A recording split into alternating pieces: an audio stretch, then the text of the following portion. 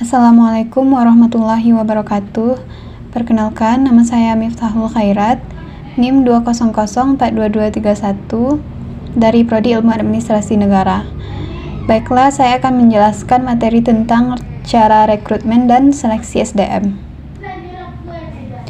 Pertama, pengertian rekrutmen sumber daya manusia.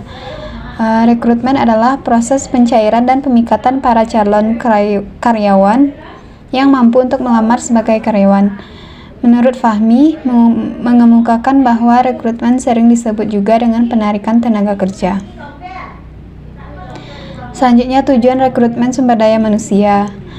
Di antaranya, pertama, memenuhi kebutuhan perusahaan akan sumber daya sesuai dengan posisi, jabatan, dan kemampuan yang dibutuhkan perusahaan.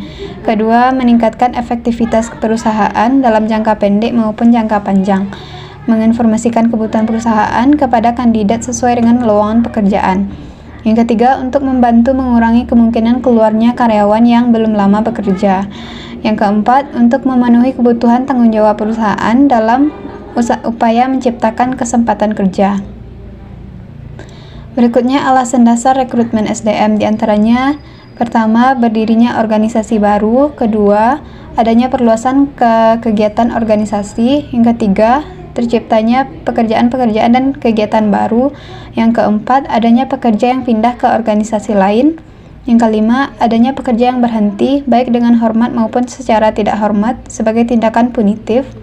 Yang keenam, adanya pekerja yang berhenti karena memasuki usia pensiun. Yang ketujuh, adanya pekerja yang meninggal dunia. Berikutnya, sumber-sumber rekrutmen. Yang pertama, sumber internal. Dengan cara internal, calon pengisi posisi tertentu dicari dan diseleksi dari tenaga kerja yang ada dalam organisasi saat ini. Di antaranya melalui job postings, referensi manajemen. Yang ketiga, serikat buruh. Terus sumber-sumber rekrutmen yang melalui eksternal, yaitu perekrutan tenaga kerja eksternal berusaha menarik tenaga kerja dari luar organisasi. Dapat dilakukan dengan menggunakan iklan posisi pekerjaan melalui surat kabar atau universitas yang akan menghasilkan lulusan yang dikehendaki. Selanjutnya, saluran rekrutmen sumber daya manusia. Yang pertama bisa walk-ins, yaitu datangnya langsung pelamar kepada organisasi atau perusahaan yang melakukan perekrutan. Yang kedua, pengiklanan. Yang ketiga, agen-agen penempatan tenaga kerja, lembaga-lembaga pendidikan, organisasi karyawan, leasing, nepotisme, asosiasi-asosiasi profesional, operasi militer, open house, rekomendasi dari karyawan. Dimensi kualifikasi pelamar. Tujuan rekrutmen hendaklah selalu untuk memikat pelamar-pelamar yang kompeten bagi organisasi. Kemampuan mengacu kepada kecocokan antara persyaratan pekerjaan dengan pengetahuan, keahlian, dan kemampuan si pelamar. Motivasi merujuk kepada kecocokan antara karakteristik pekerjaan dengan kepribadian, minat, dan keinginan si pelamar. Selanjutnya, teknik-teknik rekrutmen. Yang pertama, ada teknik rekrutmen yang disentralisasikan. Yang kedua, teknik rekrutmen yang didesentralisasikan. Selanjutnya, pengertian seleksi sumber daya manusia. Seleksi adalah serangkaian kegiatan yang digunakan untuk memutuskan apakah pelamar diterima atau ditolak. Tantangan-tantangan seleksi sumber daya manusia.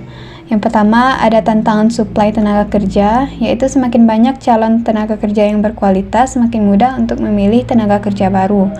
Yang kedua, tantangan etis. Masalah ini merupakan salah satu tantangan bagi manajer sumber daya manusia. Keputusan seleksi sangat dipenuhi oleh hubungan keluarga, pemberian komisi dari kantor penempatan kerja. Selanjutnya, tantangan kesamaan kesempatan. Praktik diskriminasi dalam pemanfaatan sumber daya manusia. Ada kalanya praktik diskriminasi dilihat dari warna kulit, asal daerah, golongan kasta, jenis kelamin, latar belakang sosial, dan sebagainya. Langkah-langkah seleksi sumber daya manusia. Pertama, seleksi surat lamaran. Kedua, pengisian belangko lamaran. Ketiga, pemeriksaan referensi. Metode seleksi sumber daya manusia diantaranya tindau data biografis, tes ketangkasan, tes kemampuan, tes performansi, referensi, evaluasi performansi, wawancara, dan pusat-pusat penilaian. Baiklah, sekian presentasi dari tugas saya. Terima kasih.